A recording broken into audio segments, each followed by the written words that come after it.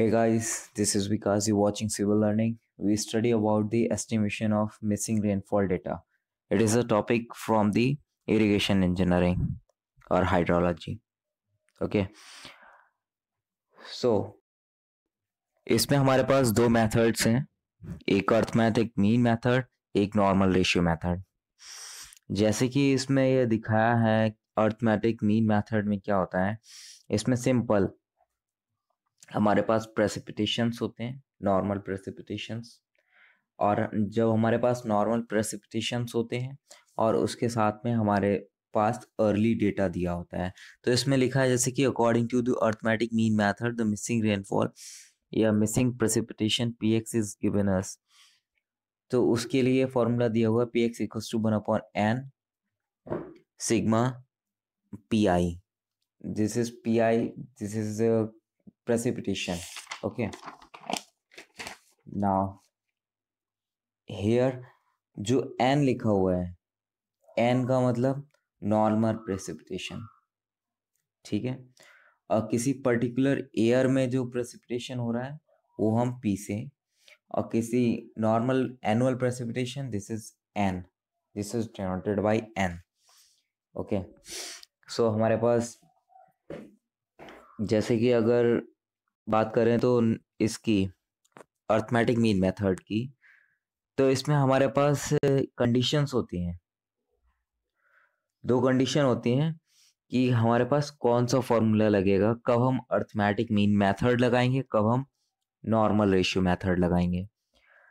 तो जैसे कि सिंपल अगर हम बात करें, ये कुछ डेटा दे रखा है, कुछ ईयर्स का डेटा दे रखा है, कब कितनी प्रेसिपिटेशन हुई है उसका ये ग्राफ दे रखा है। ठीक है,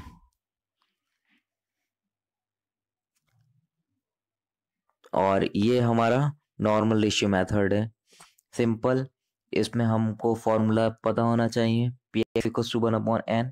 1/n मतलब कि कितने स्टेशंस हैं, ये कह सकते हैं नंबर ऑफ स्टेशंस, और sigma nx/ni into pi, where i equals to 1 to n। Okay, first station के लिए 1 और लास्ट स्टेशन के लिए जो भी है n। वैसे ही अगर इस ऊपर वाले फॉर्मूले को अगर हम खोलें तो मतलब इसको कैसे लिखेंगे, अगर हमारे पास नंबर ऑफ स्टेशंस 3 हैं तब हम कैसे लिखेंगे, ये नीचे दिखाया हुआ है, px इक्वल्स टू 1/3। हेयर ऊपर वाले फॉर्मूले में यहाँ n था, तो यहाँ मतलब कि 3 स्टेशंस हैं, और इसमें ये जो nx है, nx है मतलब कि जिस मिसिंग रेनफॉल डेटा को निकालना है उसको नॉर्मल प्रेसिपिटेशन दे रखा है, तो ये nx/n1 into p1, nx/n2 into p2, nx/n3 into p3। Okay, now go to the next slide. Okay, यहाँ दिखाया हुआ है कि n क्या है, नॉर्मल एनुअल प्रेसिपिटेशन, और p क्या है, स्टॉर्म प्रेसिपिटेशन, जो कि पर्टिकुलर ईयर में जो भी हो रहा है। ठीक है, ये सारी चीजें तो बाकी ऐसी, इसको हम एग्जाम्पल के थ्रू समझते हैं, इसको कैसे करेंगे। अगर हम हमारे पास कोई क्वेश्चन आता है तब हम कैसे करेंगे, तो जैसे कि हमारे पास एग्जांपल दिया है, उसमें पूछा है कि find out the missing storm precipitation of station C given in the following table.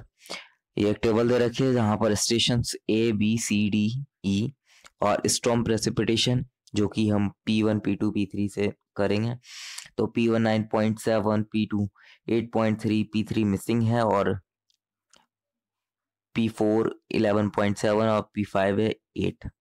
ठीक, ऐसी नॉर्मल एनुअल प्रेसिपिटेशन दे रखा है हमारे पास N1 N2 N3, जो कि हम अगर ABCD स्टेशन हो तो NA NV NC ND NE। ठीक है, उसके बाद सॉल्यूशन करते टाइम हम क्या करेंगे कि जो हमारे पास PC मिसिंग है ना, तो PC के लिए जो हमें NC दे रखा है उसको हम 10% निकालेंगे, ये यहाँ निकाला हुआ 10%, तो उसका हम 10% निकालेंगे, और 10% निकालने के बाद उसको हम एक बार ऐड करेंगे एनसी में, और एक बार सब्ट्रैक्ट करेंगे एनसी से।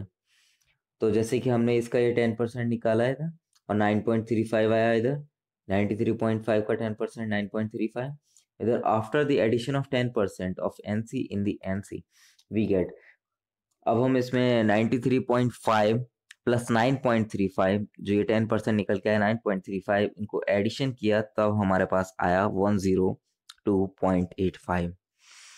उसके बाद अब हम सब्ट्रैक्ट करेंगे, जब हमने इसको सब्ट्रैक्ट किया मतलब कि 93.5 में से 9.35 सब्ट्रैक्ट होगा तब हमारे पास आया 84.15। अब हमारे पास एक रेंज आ गई NC की 84 से 102.85 तक। तो अब हम क्या करेंगे कि जैसे कि लिखा हुआ है NA, NV, ND और NE value are to be checked for the range 102.85 to 84.15।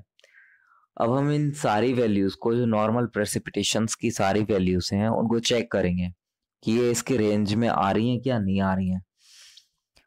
तो जैसे कि हमारे पास टेबल में दे रखा है कि NA की वैल्यू 100.3, तो हाँ ये इसकी रेंज में 84 से 102 के बीच में 100.3। ओके फाइन, ठीक है। अब हम बात करेंगे NV की वैल्यू दे रखी है हमारे पास 109.5, लेकिन हमारे पास रेंज है 84.15 से 102.85 तक, लेकिन ये आउट ऑफ रेंज आ रही है। ऐसे ही 93 की बात करें तो 93.5 जो कि NC की वैल्यू है वो हमारी ठीक है रेंज में, लेकिन ND की बात करें 125.7 और NE की बात करें 117.5, ये भी आउट ऑफ रेंज है। तो जब भी हमारी वैल्यू आउट ऑफ रेंज जाती है किसी भी नॉर्मल प्रेसिपिटेशन में, अगर किसी भी डेटा की वैल्यू आउट ऑफ रेंज जाती है तब हम वहां पर नॉर्मल रेशियो मेथड का यूज करते हैं। ये बात ध्यान रखनी है, जब भी हमारी नॉर्मल प्रेसिपिटेशंस की वैल्यू अगर आउट ऑफ रेंज जाती है, किसी भी नॉर्मल प्रेसिपिटेशन की, जरूरी नहीं 1 की 2 की 3 की जितने की भी, अगर किसी भी नॉर्मल प्रेसिपिटेशन की वैल्यू अगर हमारी आउट ऑफ रेंज जाती है, जैसे कि इसमें जा रही है, तो हम उसमें नॉर्मल रेशियो मेथड का यूज करेंगे। और अगर विद इन दी रेंज है तब हम सिंपल, हमारे पास जो मेथड है अर्थमेटिक मीन मेथड, उसका हम यूज करेंगे। अब जब हम इसमें देखते हैं कि रेंज हमारी आउट ऑफ रेंज जा रही है तब हमने फॉर्मूला लगा दिया 1/n px equal to 1/n sigma nx/ni into PI। और जैसे कि आपको पता है कि इसमें 1/n का मतलब कितने सारे स्टेशंस हैं, जैसे कि इसमें दिया हुआ है 4 स्टेशंस, 1 2 3 4, मतलब ABDE 4 स्टेशंस हैं और 5वें स्टेशन मिसिंग है।